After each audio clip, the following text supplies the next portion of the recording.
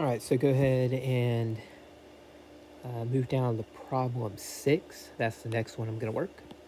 Problem 6 should go a lot quicker than the other two that I just sent you. We have to integrate this, and we need to rewrite it first. And I need to rewrite it in such a manner that I can use the power property. And you've already done that. And that's right.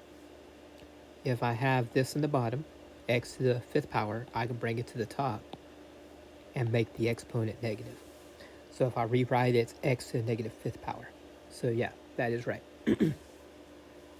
And once you write it like this, now you can use the power property because you have an exponent brought to a power. I can use the power property, and the power property is this. I add 1 to my exponent, and then I divide by whatever that new exponent is. Well, if I add 1 to negative 5, that's going to be negative 4. So it's going to be x to the negative 4, and then I divide by my new exponent, which is negative 4. Okay?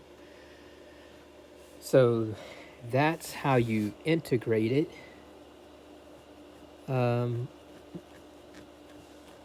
me see what we got here. I'm assuming that this was there already, this negative 1, and it's not something you typed in. So that negative 1, I'm assuming, was already there as part of the problem. If that's the case, all it's saying is that this thing right here is negative. Because we have a negative in the bottom, I can just pull the negative out to the front. So it's going to be negative 1 times x to the negative 4 divided by negative 4. And again, I'm doing that because I'm assuming the negative 1 was already in the box. Now, if it wasn't already in the box, this is not the way I would have written it. If this was something you typed, let's say the negative 1 is something that you typed, then you could also write it like this. Assuming that negative 1's not in the box, you could have written it like negative x to the negative 4 divided by 4. All I did is I took this negative and I brought it out to the front. Negative this. Because the negative's in the bottom, you can just pull it out to the front, and that's what I did here. So you could also type this into the box, assuming the negative 1's not there. You could have typed this. I mean, there's all kinds of ways to write it. You could write it like this. Oh, I'm sorry. Hold on one second. If you pull the negative 1 out to the front,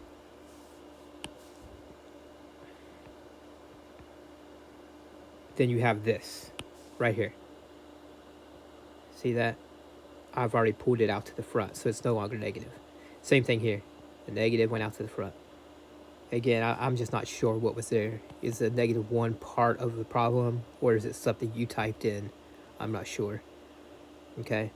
If it was part of the problem, then it's this. If it's something you typed in, I would put it like this. Or you could even type this. I mean, it doesn't matter. There's all kinds of ways to write it. But any one of those could go into that box. This, or this.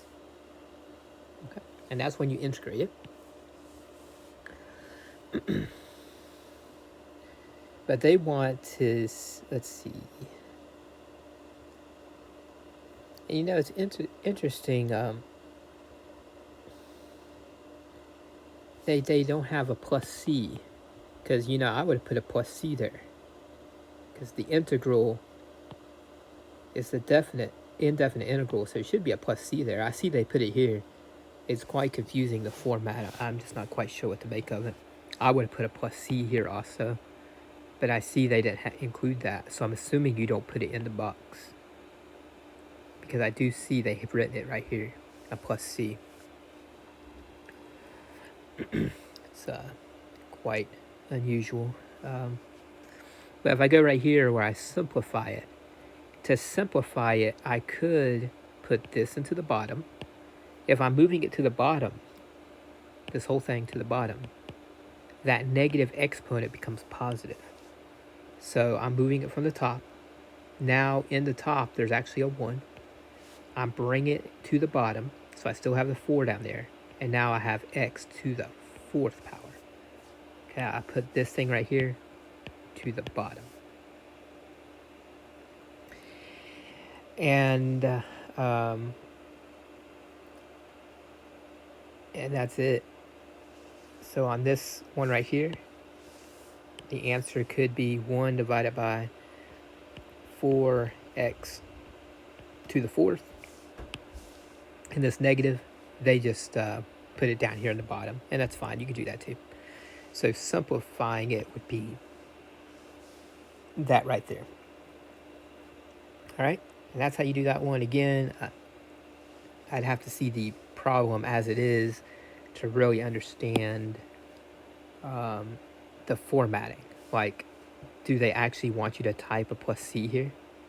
Because there should be a plus C. But I see they put a plus C here, which makes me think they don't want you to type it here. But I can't be sure about that.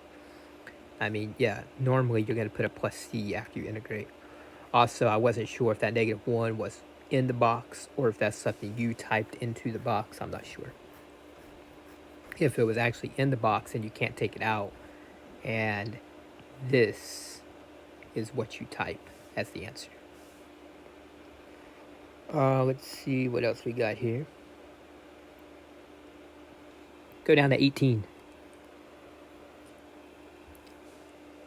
Let me read through it. Find the revenue and demand functions for the given marginal revenue. And then they give you some extra information that we'll need later on. It says that the revenue is 0 when the x is equal to 0. So the first thing I want to do, I want to find the revenue function. And to find the revenue function, I'm going to integrate this marginal revenue. And if I integrate, and I see you've already done this actually. 2 divided by 2, yeah. So that's actually right, that right there. If I integrate this, I can, let me write that. I'm going to integrate this function right here with respect to x. And if you're integrating a difference, you can just integrate each of these. So the integral of 340 is 340x. The integral of 6x, we're going to use the power property. So there's actually a 1 here. If you don't see an exponent, it's a 1. And then you add a 1 to the exponent. So it's going to be a 2, and that's where you get that. And then you divide by 2, and 6 divided by 2 is 3. And there's going to be a plus C, because when you're doing an indefinite integral, there's always going to be a plus C there. And that C can be any number, anything. So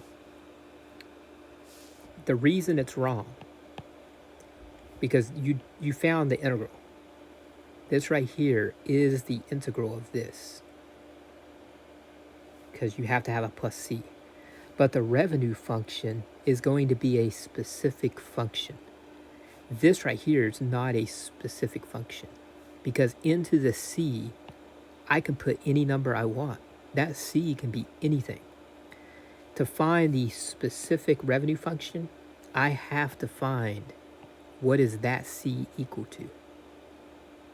to meet these criteria. So what I need to do is I need to put this R equals 0 into this R. I need to put this X equals 0 into that X, and then figure out what that C is. And when I do that, I will have the revenue function. That's why they counted it wrong, because you got to figure out what that C is. So I'm going to do that. I'm going to take this R, I'm going to plug it into that 0. So R is 0. 0 equals 340x. Well, the x is 0. Minus 3. So right here. Minus 3x squared. Well, x is 0. So it's going to be 0 squared plus C. 340 times 0, that's just 0. minus 0 squared is just 0, and 0 times 3 is 0, so that whole thing is 0, minus 0, plus c equals 0. So this is going to be 0 equals c. So the c is actually equal to 0. So this answer right here should be r equals 340x minus 3x squared. And the c is 0. So it should, you could put plus 0, but it's nothing. So you're adding nothing. So I just leave it off. The c is equal to 0, so I just leave it off. That's your answer. That's your revenue function. And we have to find the demand function.